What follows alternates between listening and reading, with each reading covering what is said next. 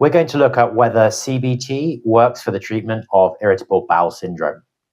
So before we start, let's think about the options that you have as someone suffering with IBS.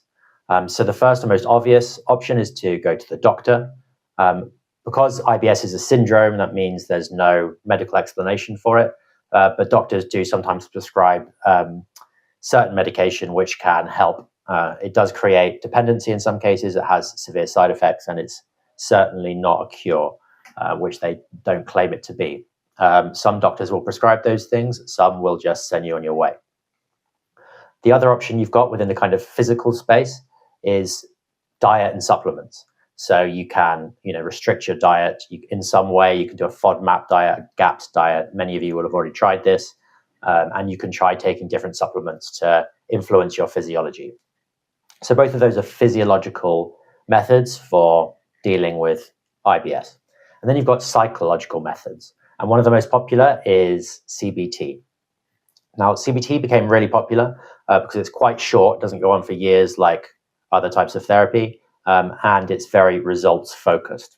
So why do psychological interventions work at all for the treatment of irritable bowel syndrome, which is a very physical, very real disorder? Many people, get stuck in the medical or the supplements diet and they say, this isn't going to work for me at all, psychological just won't work. But it does. So why is that? And it's to do with the enteric nervous system, which connects the gut and the brain together. It's deeply embedded in the gut, and the gut is also responsible for much of our mood. So mood is like a feedback system between our gut and our brain. And as our microbiome changes, our mood will change. And as our thoughts change, our microbiome will change. And by microbiome, I mean all the bacteria, all the viruses, all the yeasts, all the protozoa that live in our gut. And we actually have more microbial DNA in our bodies than we do human DNA. So, it's a staggering array of different microorganisms down there in our gut, and they're very influential. This is pretty common knowledge these days. A few years ago, people didn't realize that. But what a lot of people don't know when they're treating gut disorders is that just, for example, killing all parasites, killing all yeasts or bacteria or anything in your gut is not necessarily a good idea because it's a complex ecosystem. And as I say, a feedback mechanism with your brain. So let's focus in on CBT. Why does CBT help? So the key sort of system behind CBT or view of the world is that your thoughts influence your emotions and your emotions influence your behaviors. And at any point you can cut in and you can change your outcomes. As you get looping thoughts which create stress and anxiety, these inevitably have an effect on your enteric nervous system, impacting your microbiome, which feeds back up to your brain and can quickly become a vicious cycle of anxiety and physical symptoms. And this is what causes much of IBS and many other gut symptoms. CBT goes into a lot of the way you think, and the therapist generally helps you to understand where you may be thinking in very black and white terms, being very perfectionist, and so on and so forth. But today I wanted to look at an approach which really unites this physical space with the mind space. It has an effect on both your body and your mind in a very profound way. And that approach is hypnotherapy. So if we go back to CBT, we think about the core principle, which is that your thoughts influence your emotions and influence your behaviors, and you have to cut into that loop somewhere.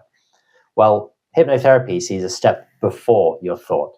After all, we don't actually decide what we're going to think next. You don't think, the next thought I'm going to have will be X or Y. It just kind of pops into your head.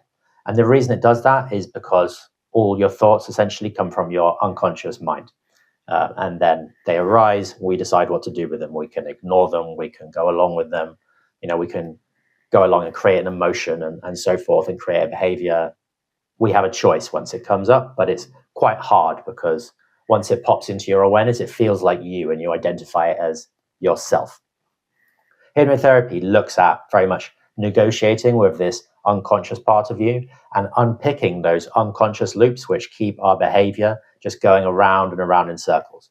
And anxiety very much is a circle, isn't it? And it's not like you can just decide, I'm being anxious, I don't want to be anxious now. It doesn't often work like that. You can try and change your thoughts, change your behaviors, change your emotions, but it doesn't always work.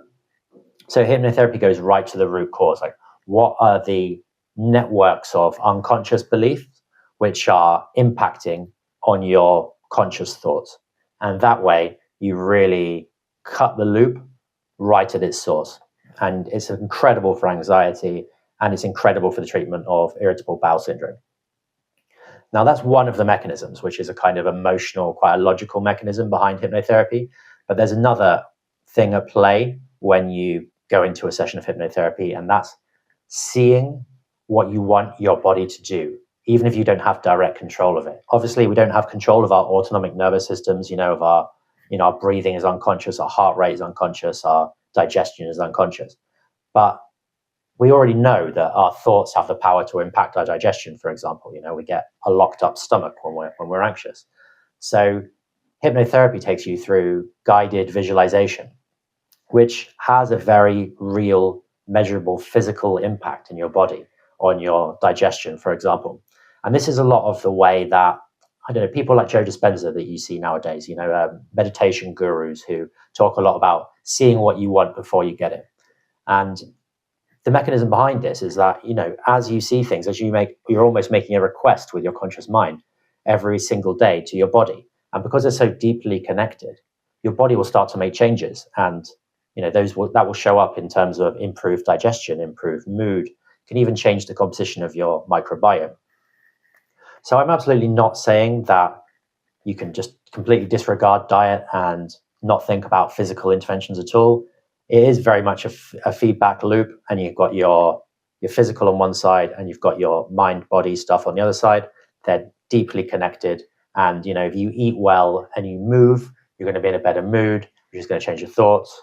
Simultaneously, if you deal with your unconscious mind using approaches like hypnotherapy, that is going to very much affect your physical outcomes.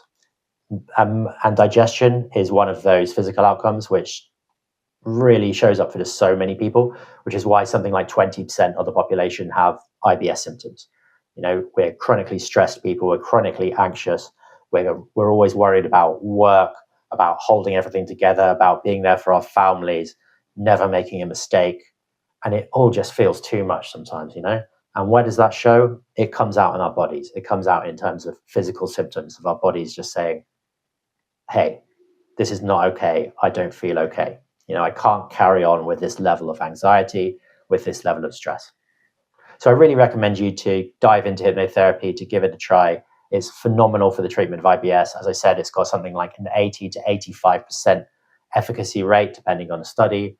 And you really can see results very fast. Once you unpick those unconscious loops, which keep you going around and around in those anxious patterns, things can start to change way, way quicker than you ever thought possible. So check the link below in the description and go to philipweston.com.